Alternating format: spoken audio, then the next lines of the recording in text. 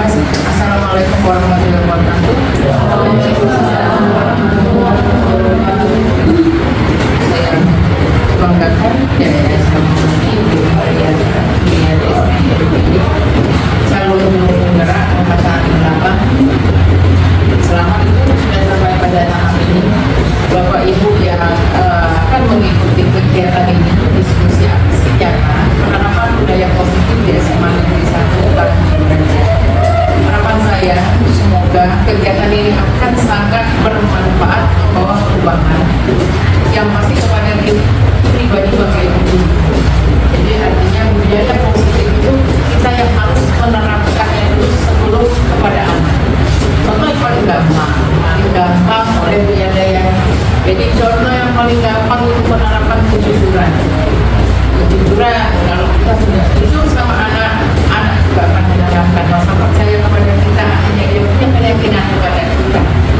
Keyakinan anak yang diberikan oleh orang tuanya di sekolah dalam sekian jam dari pagi sampai sore itu sebenarnya kalau mereka punya keyakinan kepada ibu bapak ibu, mereka akan sangat nyaman di sekolah, di kelas pertama. Tetapi ketika dia tidak punya keyakinan dalam tanda kutip, ketika guru meninggalkan kelas, tetapi izinnya kemana, dicari kemana, ketemunya di mana, kan anak-anak tidak langsung punya rasa kepercayaan. Kita tanamkan kepada anak, kalau kita lapar, anak-anak saya izin, ibu izin makan 5 menit ya di kantin karena ibu belum sarapan. Ketika anak pun seperti itu, tolong izinkan yang penting dia lapar. Tapi jangan ngomong anak-anak, ibu ada tugas di perpustakaan. Ibu mau ambil buku ya di perpustakaan, atau ibu ke lab, ibu mau ambil alat ya di lab. Ibu tunggu udah datang. Ketika dicari anak tidak ada di lab, tidak ada di perpustakaan, hanya guru kayak gurunya. Ya artinya siapa yang membuat kepercayaan kepada anak menjadi tidak percaya? Ya.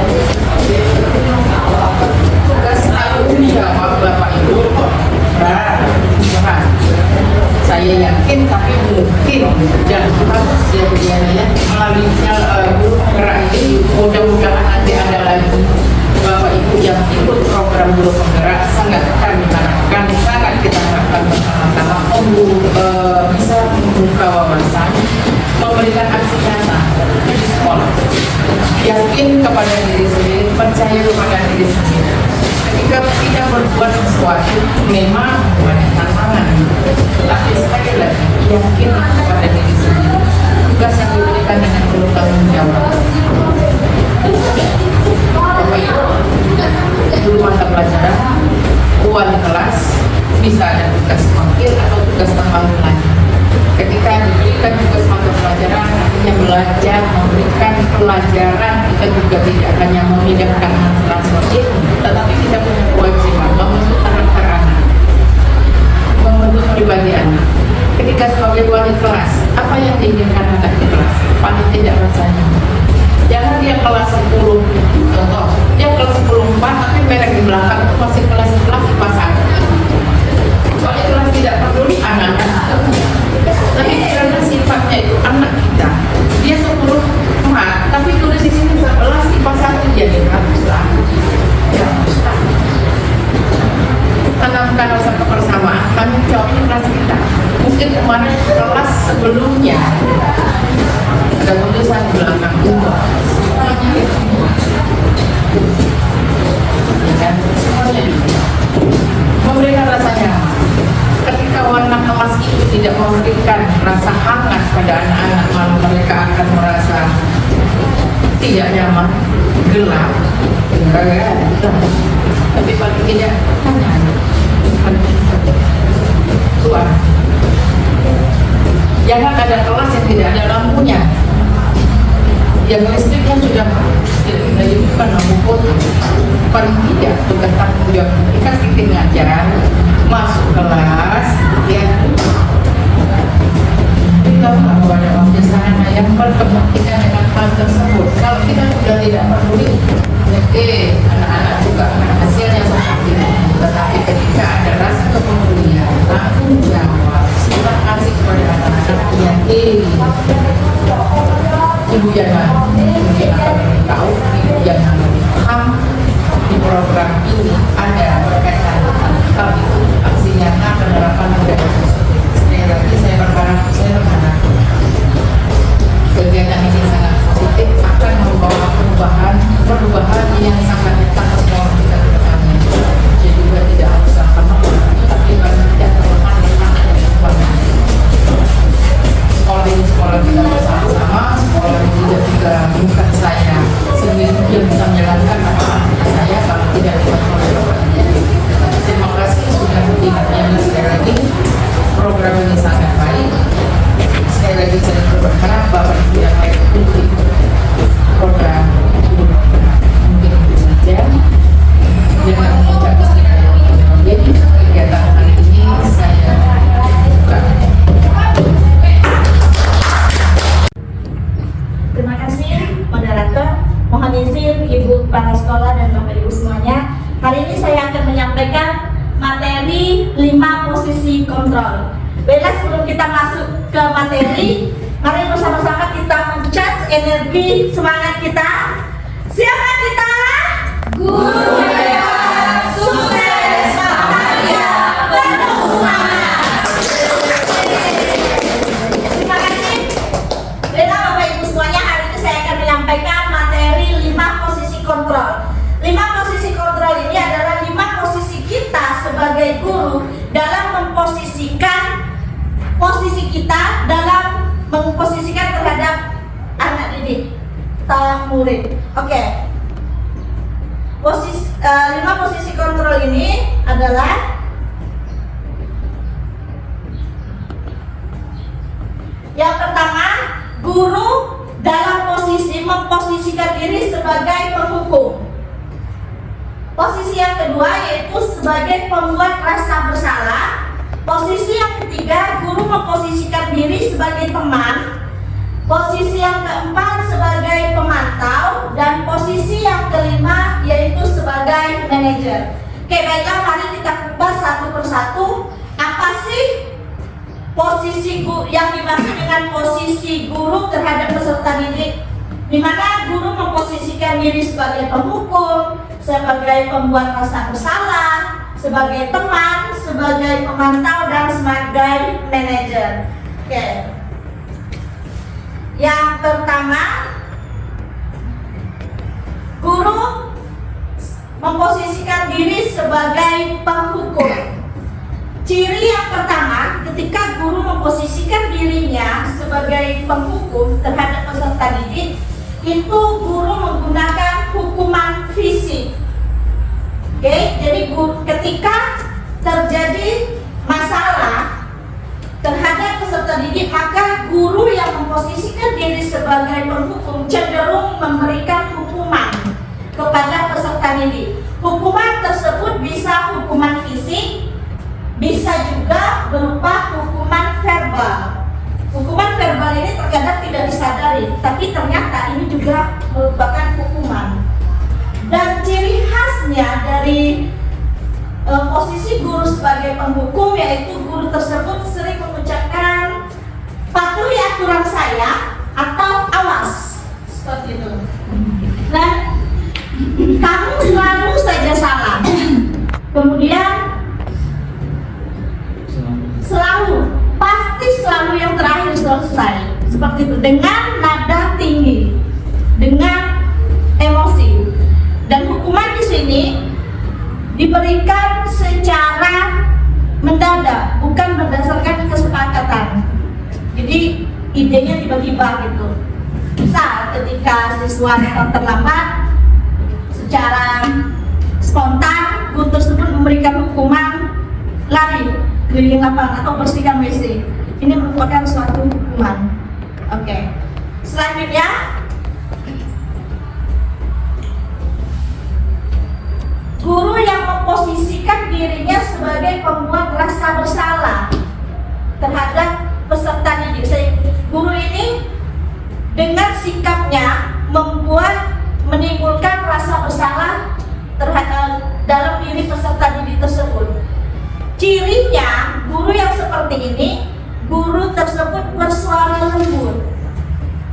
Oke, bersuara lembut, sehingga dengan suara lembut ini menimbulkan keheningan, sehingga peserta didik merasa bersalah, merasa telah gagal. Ucapannya biasanya bisa, ibu sangat kecewa sekali dengan kamu. Dengan nada rendah, dengan mendekati peserta didik tersebut. Biasanya bisa kalau dia sesama ibu guru terhadap peserta didik putri, bisa misalnya seperti ini, ibu sangat kecewa sekali dengan kamu.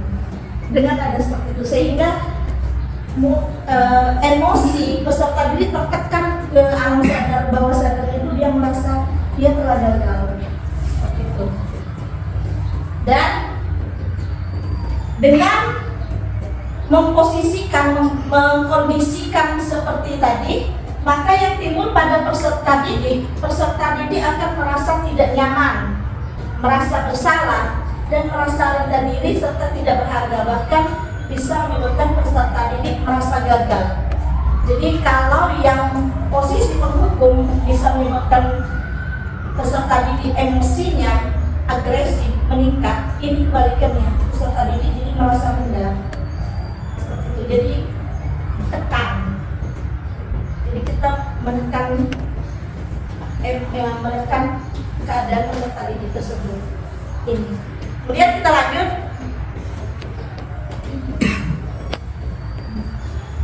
Guru memposisikan diri sebagai teman terhadap peserta didik tersebut.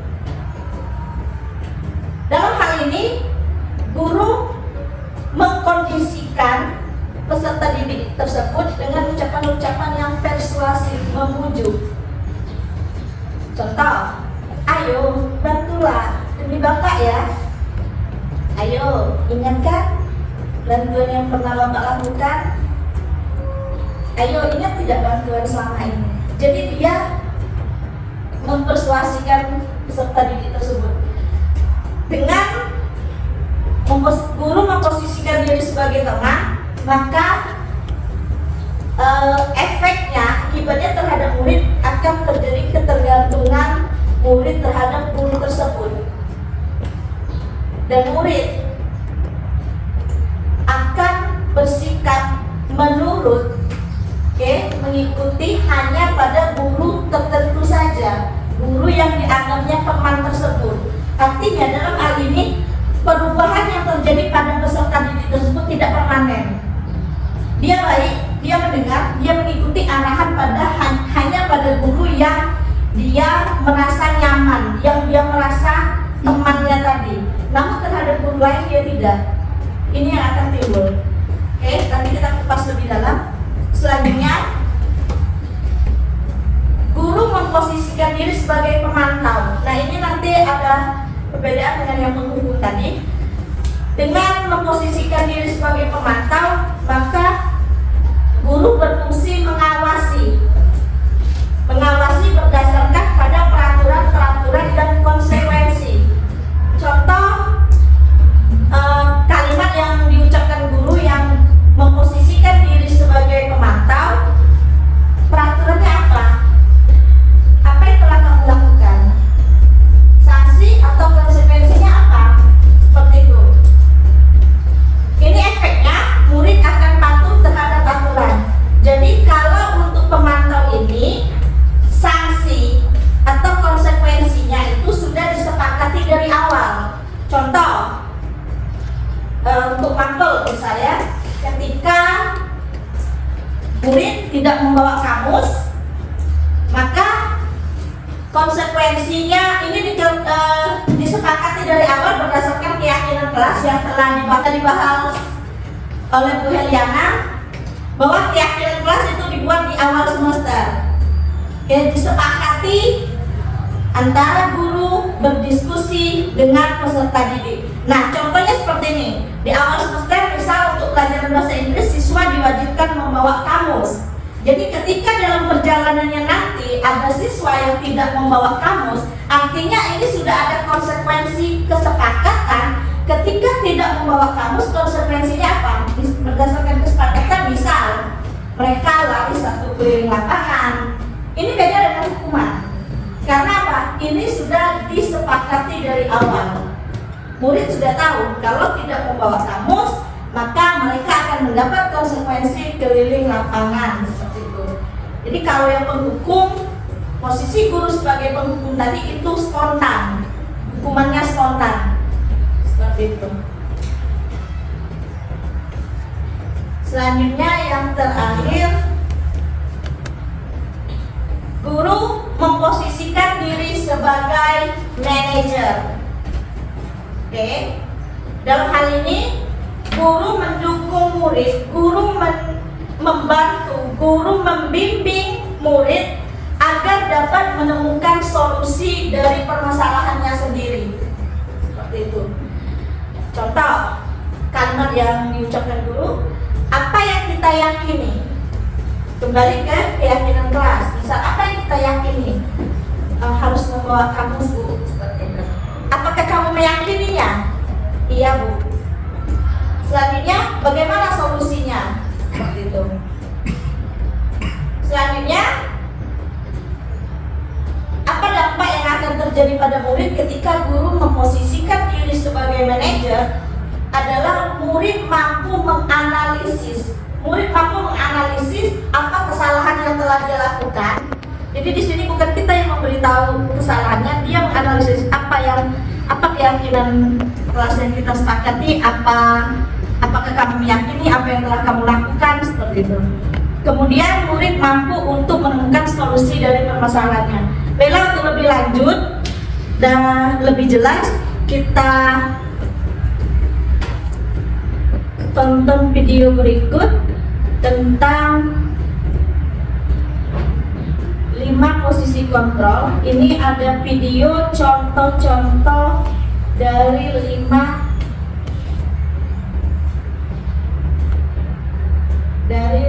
posisi kontrol tadi.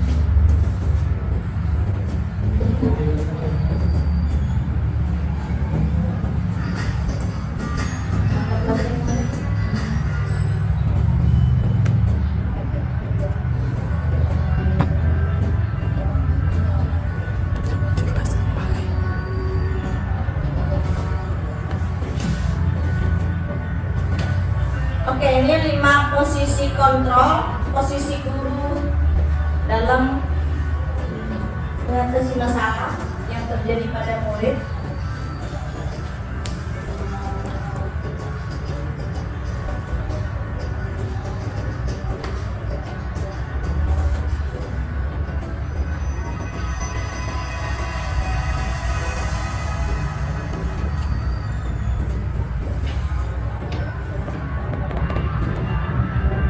Oke, 5 posisi kontrol. Yang pertama, posisi sebagai penghukum. Yang kedua, posisi pembuat merasa bersalah. Kemudian yang ketiga, posisi teman. Yang keempat, posisi pemantau atau monitor. Kemudian yang kelima, posisi manajer. Oke, untuk lebih memahami kelima posisi tersebut, mari kita saksikan kasus Naren yang terlambat hadir 20 menit ke sekolah berdasarkan 5 posisi kontrol tersebut. Oke, yang pertama kita perhatikan bagaimana posisi penghukum. Oke, ini contoh guru yang memposisikan diri sebagai posisi penghukum.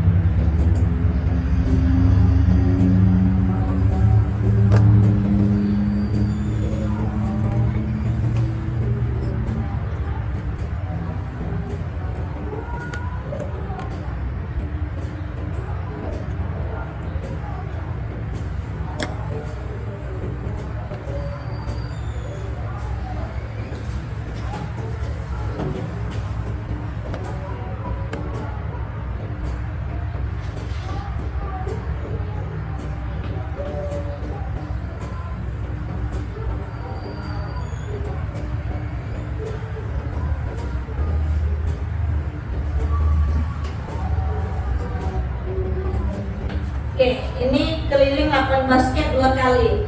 Ini hukuman yang diberikan guru tersebut secara spontan ketika anak didiknya terlambat.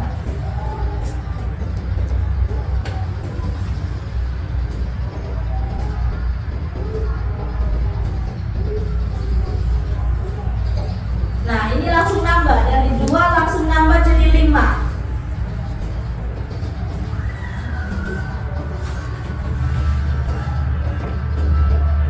Ciri posisi penghukum: menghadik, menunjuk-nunjuk, berkaca pinggang, membentak, hukuman verbal atau fisik.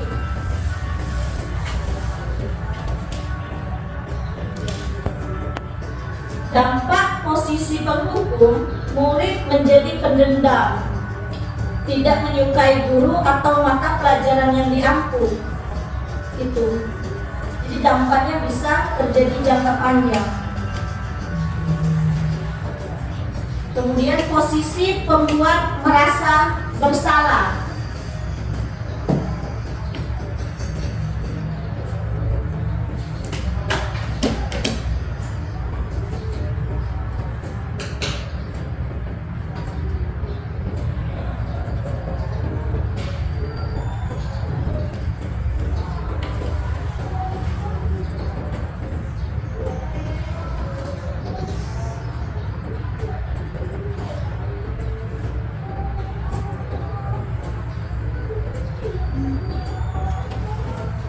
Nah, ini grupikannya ya. Nah, ini.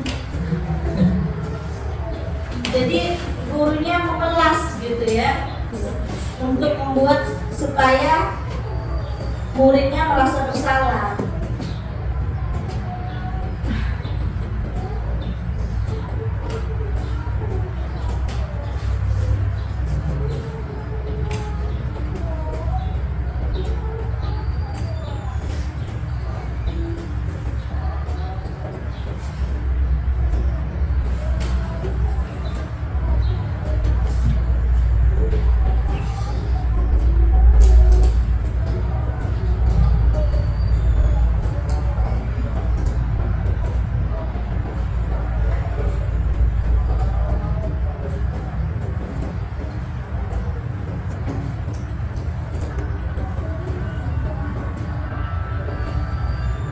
Dengan posisi pembuat merasa bersalah ini, guru bersuara cenderung lembut, tenang, namun kata-katanya menyalahkan murid seperti itu.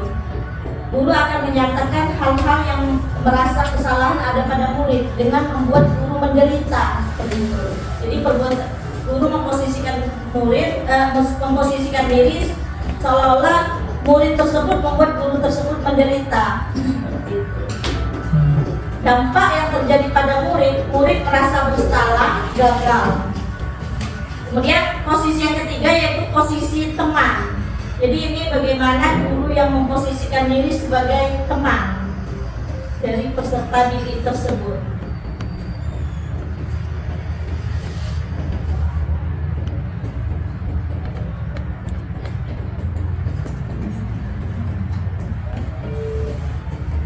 Ini lain karena dia merasa teman, udah tahu ibu ini baik, udah berkawan, jadi langsung gesek duluan gitu ya. Nah, kesinaran ini sudah beda.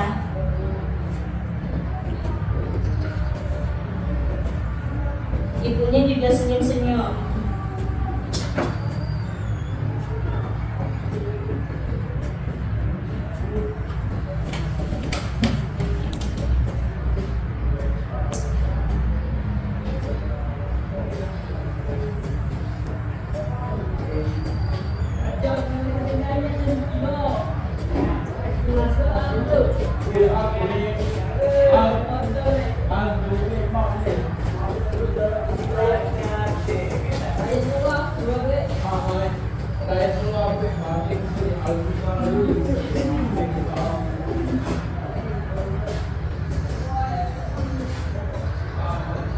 Oke, dalam posisi guru sebagai teman, suara guru ramah, jadi bersahabat, cenderung bersenang gurau untuk menghangatkan suasana, sehingga murid akan merasa senang, aman, dan akrab dengan guru.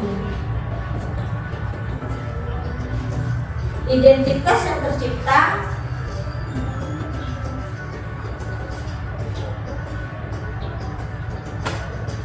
dampaknya murid akan bergantung kepada satu orang, hanya guru yang dianggapnya teman tersebut. Murid tidak mandiri dan tidak bisa berpikir untuk dirinya sendiri. Jadi apa-apa ke gurunya, apa-apa ke gurunya, guru yang dianggapnya teman tersebut. Soalnya posisi yang keempat yaitu posisi pemantau. Oke, posisi pemantau. Posisi pemantau ini datar. Kalau yang menghukum tadi keras, pembuat merasa bersalah rendah, ini datar.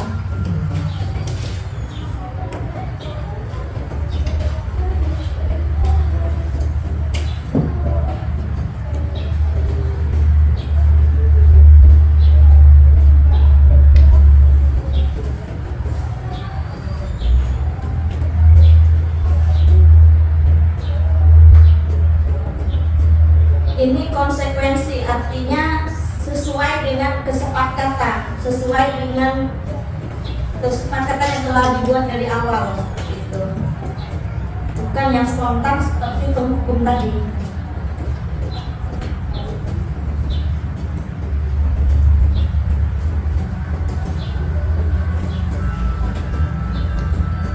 Seorang pemantau akan bersuara datar, tidak emosional, tidak bersenang gurau ataupun menggunakan suara tinggi, jadi datar.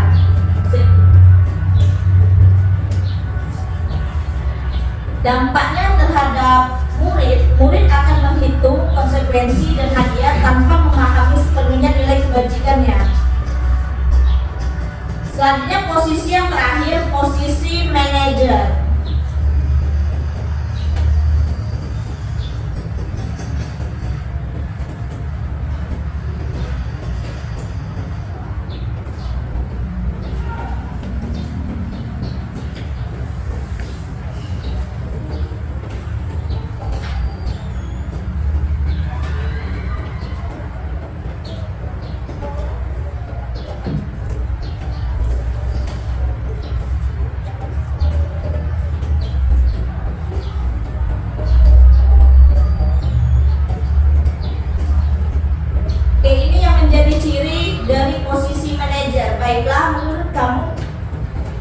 apa yang kita yakini. Ini menghargai diri sendiri dan orang lain ini hasil dari analisis Naren.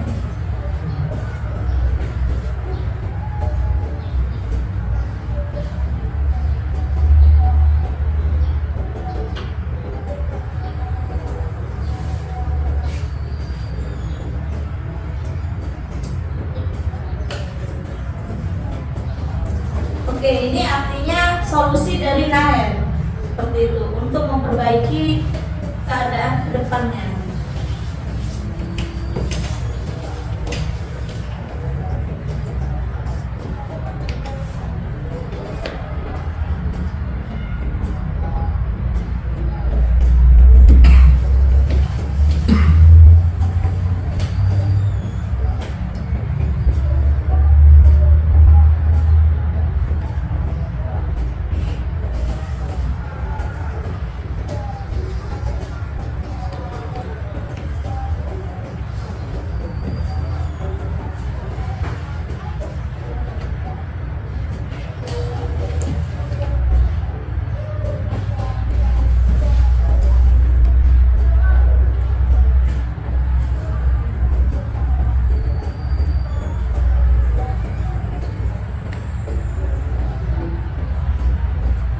Oke, jadi dalam posisi manajer menemukan solusi dari permasalahan.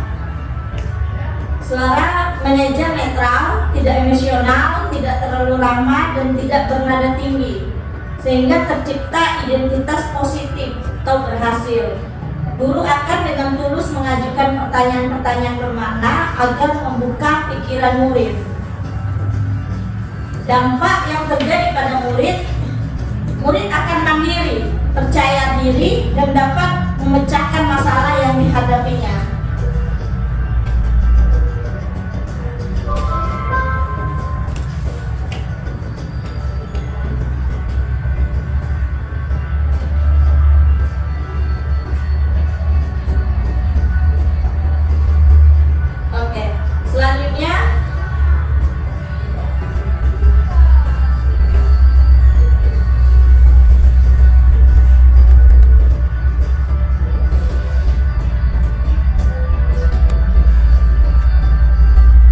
Oke, selanjutnya mari kita analisis kelima posisi ini. Oke, bisa kita lihat di tabel.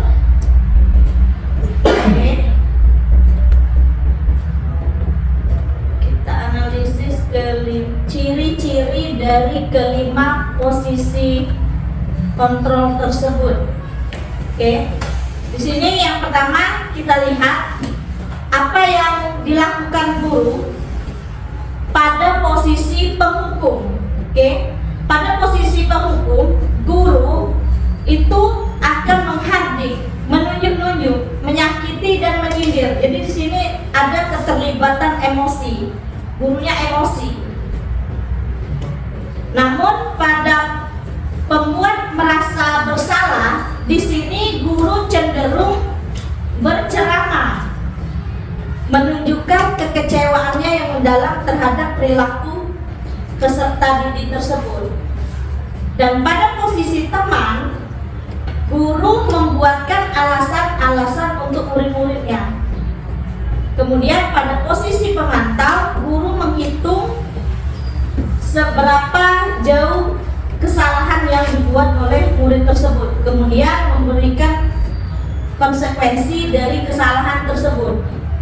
Kemudian yang terakhir, pada posisi manajer, guru mengajukan pertanyaan-pertanyaan atas keyakinan kelas atau keyakinan sekolah yang telah disepakati. Kemudian perkataan guru pada posisi penghukum, kalau kamu tidak melakukannya saya akan, awas, seperti itu. Jadi ada semacam nada ancaman. Kemudian pada posisi pembuat merasa bersalah, guru cenderung berkata, kamu sudah mengecewakan ibu, kamu sudah mengecewakan bapak, dengan nada serendah mungkin. Kemudian pada posisi teman, guru berkata, lakukan demi ibu, atau atau lakukan demi Bapak. Ya sudah, nanti Bapak atau Ibu bantu bereskan seperti itu. Kemudian pada posisi pemantau, guru berkata, apa peraturannya? Apa konsekuensinya? Apa yang telah kamu lakukan? Lalu apa yang terjadi sekarang? Seperti itu. Kemudian pada posisi manajer, guru mengatakan, apa yang kita yakini? Apa kamu meyakini hal tersebut? Kalau kamu meyakininya, maukah kamu memperbaikinya? Kalau kamu memperbaikinya, jadi kira-kira hal tersebut akan menggambarkan apa tentang dirimu? Kemudian hasil yang didapatkan dari posisi-posisi tersebut, pada saat guru memposisikan diri sebagai penghukum, maka hasil yang didapat adalah murid akan menjadi memberontak. Jadi ini seperti perlawanan seperti itu, karena batang otak murid tersebut dia lebih cenderung untuk melawan.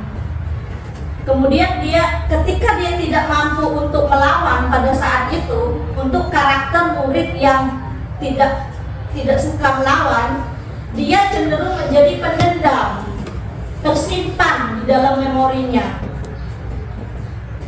Kemudian dia cenderung untuk menyalahkan orang lain. Ini dampak dari sikap guru yang memposisikan diri sebagai penghukum. Kemudian apa dampak yang terjadi ketika guru memposisikan diri sebagai pembuat merasa bersalah? Dampak yang terjadi pada murid, maka murid akan menyembunyikan, menyangkal, dan berbohong. Jadi ini masih dalam hasil yang negatif. Siswa merasa gagal, siswa merasa bersalah. Kemudian yang ketiga, apa dampak yang terjadi ketika guru memposisikan diri sebagai teman? Ini adalah yang terjadi ketergantungan. Maka murid tersebut akan ketergantungan pada satu guru tersebut. Dia akan menurut apa yang dikatakan guru tersebut. Namun ketika terhadap guru lain dia tidak akan menurut. Artinya perubahan yang terjadi adalah perubahan yang sementara, bukan perubahan yang permanen. Murid ini seolah tampak baik, berhasil, namun hanya pada guru tersebut. Dikhawatirkan ketika guru tersebut tidak bisa lagi mendampinginya, maka dia akan kembali seperti asal, seperti semula, seperti itu. Nah, kemudian dampak yang terjadi ketika guru memposisikan diri sebagai pemantau. Di sini murid akan menyesuaikan bila diawasi. Jadi dia akan melihat ketika ada guru tersebut, dia akan patuh karena dia sudah tahu konsekuensinya. Namun ketika murid tersebut melihat guru tersebut tidak ada, maka dia akan merasa aman. Jadi ini motivasinya masih motivasi dari luar ya, empiristik gitu. Jadi belum motivasi dari dalam. Kemudian yang ketiga, dampak yang terjadi terhadap diri murid ketika guru memposisikan diri sebagai manajer, yaitu menguatkan watak atau karakter. Jadi memang ketika tampak berhasil murid tersebut ada perubahan, maka ini akan menjadi perubahan yang permanen. Murid tersebut menjadi mandiri, kemudian dia mampu menganalisis kesalahannya dan menemukan solusi dari permasalahan yang dihadapinya. Jadi inilah yang kita harapkan. Kemudian selanjutnya, apa yang dikatakan murid, apa yang ada di dialog yang terjadi dalam diri murid ketika guru memposisikan diri sebagai penghukum, itu dalam hatinya si murid berkata, saya tidak peduli. Terkadang kita bisa membaca dari raut mukanya bahwa murid tersebut seperti acuh tak acuh, tidak peduli. Walaupun dia menjalankan hukuman yang diberikan oleh gurunya tersebut, namun dia tetap merasa tidak peduli, tidak ada keinginan untuk berubah, hanya menjalani hukuman tersebut. Kemudian bagaimana dengan guru yang memposisikan diri untuk membuat rasa bersalah? Maka dalam diri murid akan tercipta ucapan dalam diri murid tersebut, maafkan saya Bu. Di situ ada rasa bersalah, maafkan saya Pak. Namun di sini belum menimbulkan keinginan, kemampuan untuk berubah tersebut. Dia belum mampu untuk sampai ke tahap tersebut.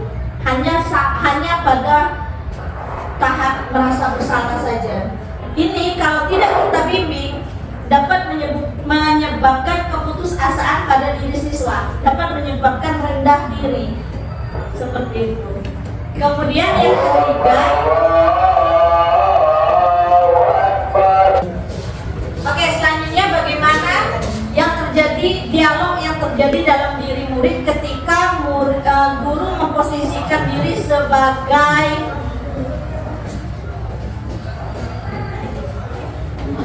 pemantau ya, yaitu saya akan dapat berapa bintang kalau melakukan hal tersebut. Jadi pengalamannya itu reward dan punishment seperti itu.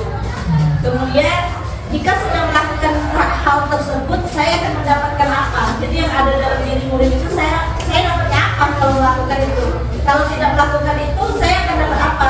Hukumannya apa? Jadi dia menghitung seperti itu. Jadi motivasinya masih motivasi dari luar. Ketika dia merasa itu menguntungkan, dia akan melakukannya.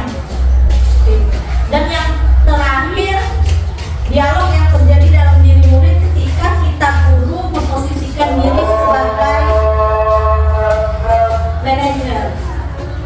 Bagaimana caranya agar saya bisa memperbaiki keadaan? Jadi di sini sudah muncul motivasi intrinsik, motivasi dalam diri siswa untuk memperbaiki kesalahannya.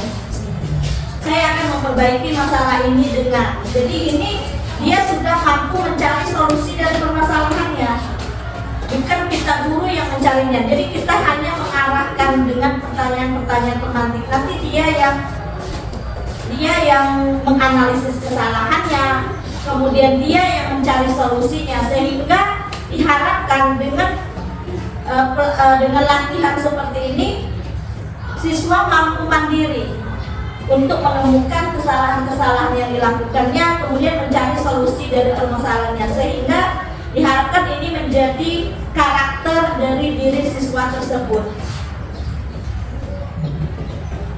Selanjutnya, apa dampak yang terjadi pada diri murid ketika kita dulu memposisikan diri sebagai penghukum? Murid cenderung mengulangi kesalahannya berulang kali. Dapat kita lihat terkadang siswa yang terlambat itu ketika terlambat dikasih hukuman, berikutnya terlambat lagi, walaupun selalu diberi hukuman. Karena apa? Karena di dalam diri siswa tersebut tidak ada kesadaran bahwa dia telah melakukan kesalahan. Dia hanya acuh tak acuh. Kemudian perilakunya menjadi agresif, dia menjadi keras. Semakin diberi hukuman, siswa menjadi semakin keras, semakin agresif. Selanjutnya, apa yang terjadi pada diri siswa ketika kita memposisikan diri sebagai pembuat rasa bersalah? Maka siswa akan menjadi rendah diri. Dia akan semakin turun, semakin turun, rendah diri, bahkan merasa gagal dan tidak berharga. Jadi ini sebenarnya justru lebih berbahaya dari guru yang memposisikan diri sebagai penghukum, karena ketika penghukum dia naik, dia tidak akan mundur. Namun ketika pada posisi merasa bersalah, dia turun, merasa gagal, merasa dia tidak berguna, sehingga dia bisa menarik diri. Ini sangat berbahaya. Kemudian dampak yang terjadi pada murid ketika kita guru memposisikan diri sebagai teman dari si murid tersebut, yaitu terjadi ketergantungan murid tersebut terhadap guru tersebut, sehingga dia akan selalu mencari guru yang dia dianggapnya teman tersebut. Dan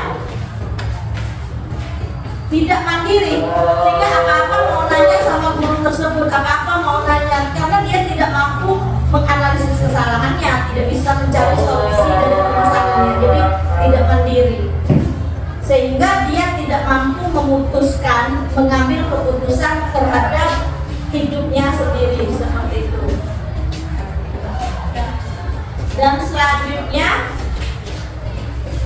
apa dampak yang terjadi ketika kita guru memposisikan diri sebagai pemantau? Di sini dampak yang terjadi yaitu menitik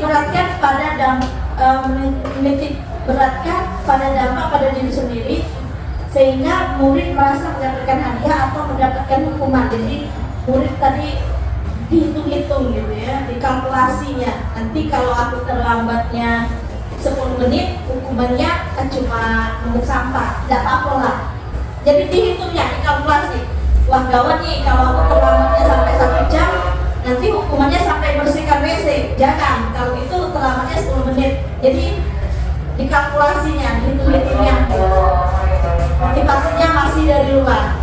Nah ini kemudian yang terakhir, dampak yang terjadi ketika kita guru memposisikan diri sebagai manajer, murid mampu mengevaluasi diri bagaimana menjadikan dirinya lebih baik.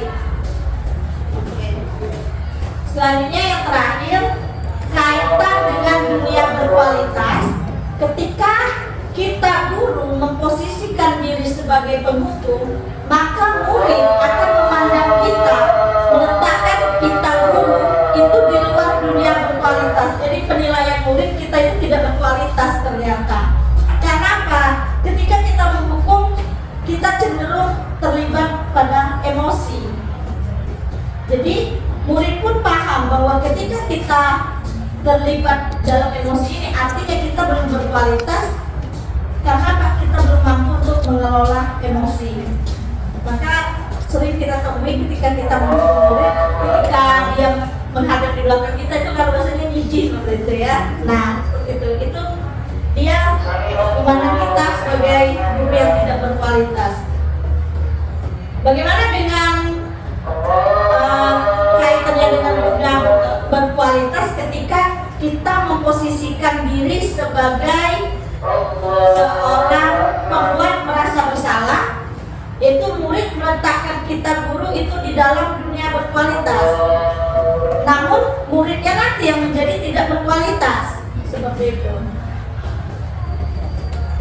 Kemudian yang ketiga, bagaimana dengan posisi teman? Ketika kita memposisikan diri sebagai teman, maka murid akan meletakkan guru sebagai orang penting. Sebagai orang yang penting dalam dunia berkualitas. Jadi dia sangat menghargai, sangat mengapresiasi, makanya terjadi ketergantungan tadi itu. Jadi kitanya sudah diletakkannya, sangat dihargainya, bahkan diagung-agungkannya. Ibu tersebut hebat, ibu A itu hebat, saya berubah, saya bisa menjadi baik karena guru A, seperti itu. Ini. Kemudian posisi kaitan dengan dunia berkualitas ketika kita memposisikan diri sebagai pemantau, yaitu murid meletakkan guru dalam peraturan di dunia berkualitas. Artinya dia memandang bapak atau ibu ini sesuai dengan aturan, menjalankan sesuai dengan aturan. Kemudian yang terakhir, bagaimana dengan posisi manajer, yaitu murid meletakkan dirinya. Jadi yang diletakkannya bukan gurunya, tapi dirinya. Murid meletakkan dirinya sebagai individu yang positif dalam dunia berkualitas. Jadi ketika kita memposisikan diri sebagai manajer, maka murid tidak memandang subjektif terhadap gurunya, namun dia memandang terhadap dirinya sendiri, bahwa dia mampu menjadi orang yang berkualitas. Mungkin demikian paparan dari saya. Sejauh ini mungkin boleh Bapak Ibu kalau ada masukan atau pertanyaan bisa kita bahas dalam forum ini.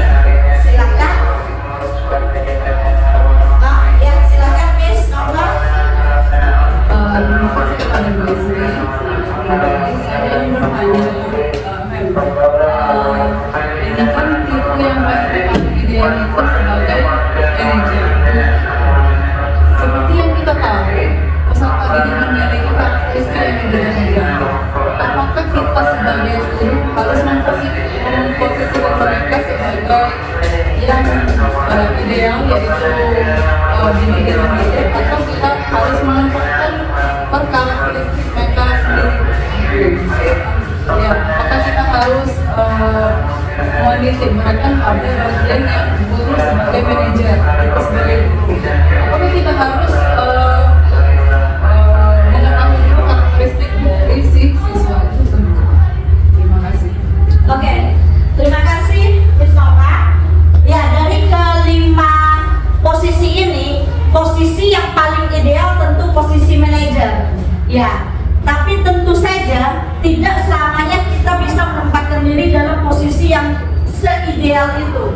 Jadi dalam hal ini posisi yang sudah bisa diterima yaitu posisi teman, oke, posisi teman, kemudian posisi pemantau dan posisi manajer. Namun yang sebaiknya dan seharusnya kita hindari ternyata setelah mempelajari ini adalah posisi sebagai penghukum ternyata dan membuat merasa bersalah, karena dua-duanya ini sangat berbahaya. Ketika posisi penghukum ini bisa membuat murid meledak, bisa menaruh dendam, dan sebaliknya pada posisi pembuat merasa bersalah ini bisa menjatuhkan murid, bahkan sejatuh-jatuhnya kalau ini sering terjadi. Di posisi teman ini kalau memang suatu kondisional seperti itu ya dibutuhkan, oke, bisa masuk dulu sebagai posisi teman. Ketika benar kata Miss Nova tadi ada karakter-karakter tertentu dan kasus-kasus tertentu yang memang dia membutuhkan teman dan dia tidak mendapatkan itu dari keluarganya, dari teman sebayanya, dan kita bisa memposisikan diri sebagai teman. Namun tentunya seiring berjalan waktu, karena di sini ada ketergantungan, dia akan terus mencari kita. Bahkan saya punya pengalaman itu sampai sudah tamat itu masih dicari ketika dia punya problem. Dan pada waktu itu saya berpikir, kalau seperti ini repot dong. Saya di sekolah saja murid sudah banyak, di rumah harus ngurus keluarga, dan waktu saya harus terbagi. Soal saya pada saat itu merasa terteror seperti itu. Saking ketergantungannya ini anak pada saya. Sampai ketika dia mau mengambil suatu keputusan, dia bilang kepada yang menawarkan solusi padanya, nanti ya Bu saya kasih kabar, saya mau nanya sama Mem dulu. Nah di situ saya merasa apa salah ya saya. Jadi saya merenung, jangan-jangan saya ini salah, apa salahnya kok sampai tamat seperti ketergantungan. Jadi saya sangat senang ini melalui program CGP ini saya menemukan materi ini, dan ini memang materi yang saya cari karena saya menemukan problem tadi ya, yang pada saat sekolah dia manis mendengarkan apa yang saya ucapkan, saya bilang jangan seperti itu, benar-benar terkontrol. Tapi setelah tamat saya merasa terbebani seperti itu karena tugas di sekolah sudah pasti, ditambah lagi harus mengurusi yang sudah tamat. Dan ternyata ini jawabannya. Kesalahan saya adalah pada saat itu saya stop, hanya berhenti pada posisi sebagai seorang teman. Nah, maka di sini ketika kita menghadapi siswa yang membutuhkan teman tersebut, boleh kita masuk dulu sebagai teman, namun perlahan kita bergeser pada posisi sebagai manajer. Kita arahkan siswa tersebut agar dia mampu menganalisis kesalahannya, kemudian dia menemukan sendiri, kita bimbing. Perlahan kita bimbing siswa tersebut agar dia mampu menemukan sendiri solusi dari permasalahannya, sehingga diharapkan setelah tamat sekolah ini dia menjadi mandiri dan mampu untuk mengambil keputusan, untuk menganalisis, mengambil keputusan, menemukan solusi dari permasalahan yang dihadapinya. Mungkin seperti itu ya Miss Nova. Terima kasih. Mungkin ada lagi dari Bapak Ibu yang lain? Oke, kalau tidak ada, pas berarti terakhir.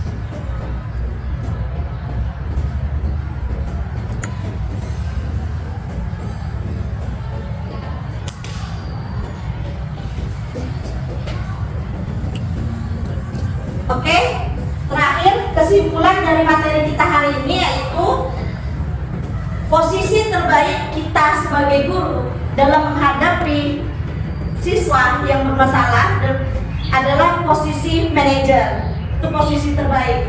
Namun kalau memang pada situasi tertentu siswa tersebut membutuhkan kita sebagai teman, it's okay. Pada saat itu kita memposisikan diri sebagai teman, namun dengan catatan dan dengan seiringnya waktu kita bergeser, berupaya untuk membimbing siswa tersebut agar mampu menganalisis, menemukan kesalahan yang terjadi pada dirinya. Kemudian siswa tersebut mampu untuk menemukan solusi dari permasalahannya, sehingga siswa tersebut mampu untuk mengambil keputusan untuk hidupnya. Sehingga diharapkan dengan pelatihan ini, selama siswa tersebut menjadi peserta didik kita, diharapkan siswa tersebut menjadi siswa yang mandiri, sehingga kelak mampu untuk survive dalam hidupnya, seperti itu. Dan terakhir, saran, hendaknya kita guru mampu memposisikan diri sebagai seorang manajer.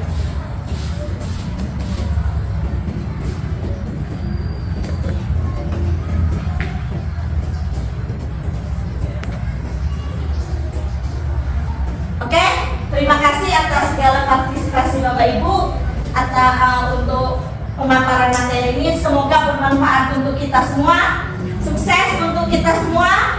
Terima kasih. Wassalamualaikum warahmatullahi wabarakatuh.